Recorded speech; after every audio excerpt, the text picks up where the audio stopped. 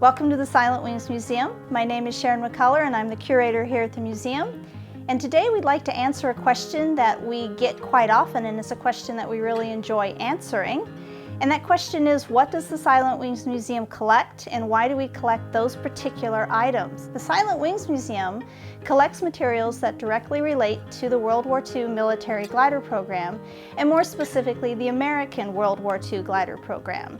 We collect materials that relate to the training of those American glider pilots, the development and use of the CG-4A cargo glider and other American cargo gliders during World War II, and the body of knowledge that relates to those large topics.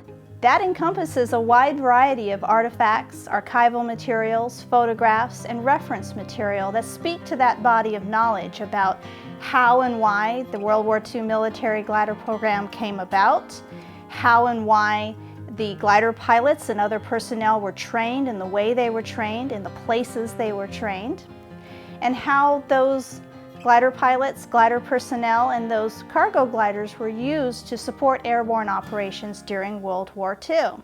For example, this is one of the items that was collected to illustrate a particular aspect of the World War II military glider program. And this artifact is something that symbolizes the 1st Air Commandos, who were the glider contingent operating out of Indian airfields and flying into Japanese-occupied Burma during World War II.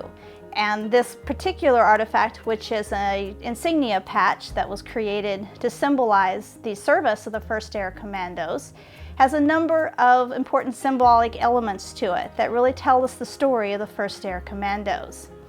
One element of the patch is this white G that is in the background of the patch, symbolizing those gliders that carried those troops into Burma.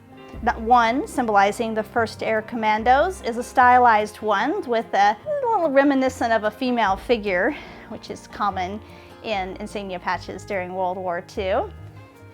You also see on this patch a mule with wings. The 1st Air Commandos carried mules into Burma to carry the equipment used by those guerrillas, fighters in Burma. That fighting knife used by the Indian guerrillas is called a kukri, and it is clutched in the teeth of the mule, symbolizing both the cargo brought in by the 1st Air Commandos and the guerrilla fighters. So that's just one example of the types of material that the Silent Wings Museum collects. There are a number of artifacts and archival materials that we're not currently actively collecting.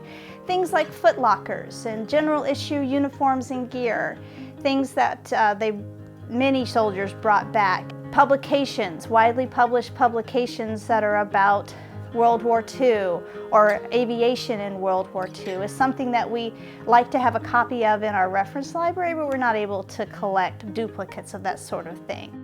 The unique items that we collect are something that, in conversation with a potential donor, we will ferret out. So we always encourage our potential donors to contact me, and we'll talk about those materials that relate to your particular glider pilot or glider personnel's experience.